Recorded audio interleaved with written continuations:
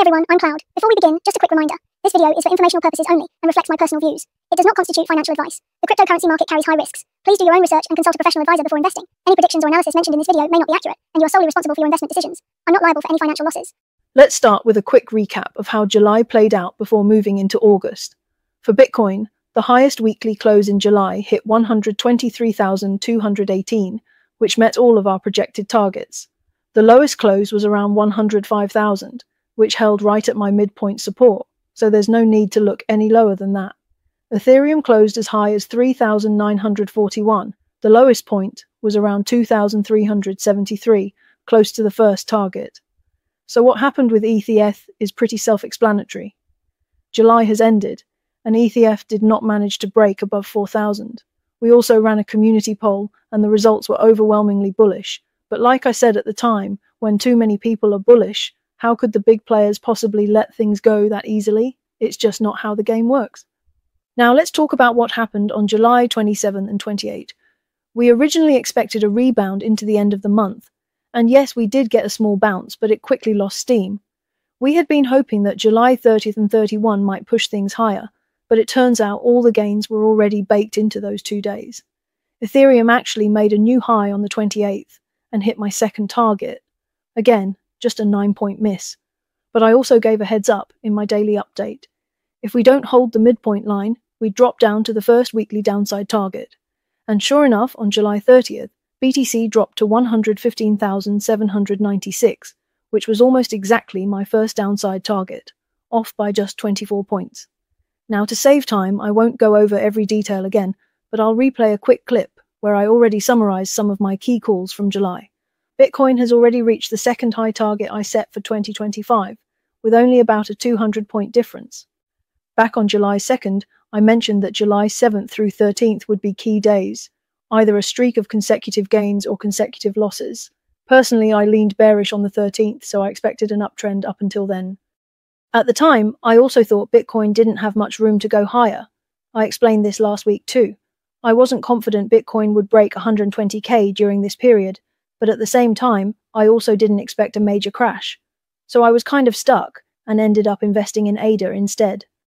But honestly, it's only now that I start to see things more clearly.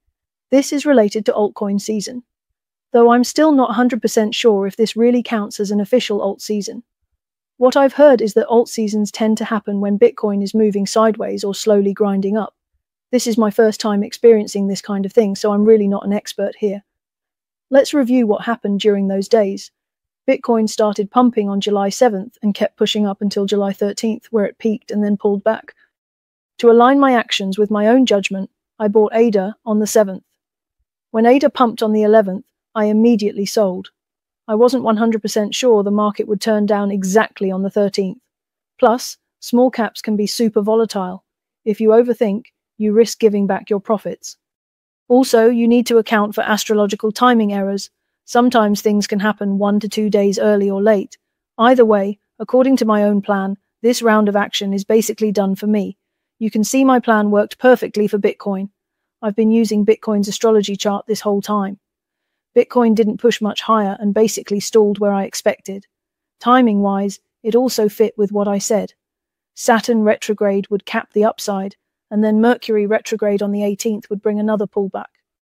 But what I totally didn't expect was that Bitcoin going into this sideways capped pattern would actually create the perfect conditions for altcoins to pump.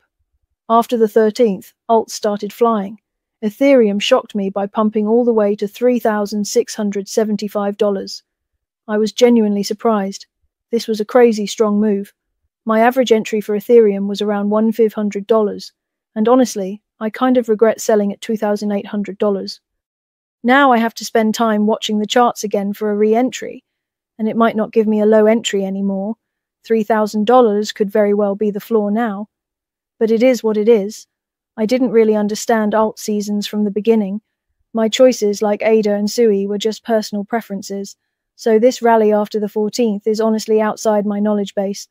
But from what I see, also, I've been saying this since June. Jupiter entered Ardra Nakshatra on June 13th, and it'll stay there until August 12th. During this window, I expected a pullback, or even a black swan event, because Saturn's retrograde activation is in effect. That's why I mentioned we could see a market correction, or even natural disasters during this time. There were rumors online about tsunamis and shipping accidents, and events related to water could become more likely during this period. So this correction in crypto might come alongside real-world events like storms, floods, or even a financial tsunami. That's because Ardra is a nakshatra ruled by Rudra, the storm god. It represents destruction, storms, and even a single tear. As of today, most altcoins have taken a big hit, aside from Ethereum. Bitcoin clearly looks like it's in a downtrend. Back in June or July, we gave support levels for ADA and SUI, and they've both been hit. Personally, these were the two altcoins I focused on this time around. You know I sold off my Ethereum completely at 2,800, and honestly, I kinda regret that. It just came down to a lack of experience on my part. So, let's move on to August. I've put the target levels for the month up on the screen. Go ahead and take a screenshot if you need it. Bitcoin needs to hold above 114,000 before we can expect any upside. Ethereum needs to stay above 3,300 to have a shot at higher targets. If we're not above these levels, don't even think about the upside. Alright, that's it for today. Weekly forecasts should never be viewed alone.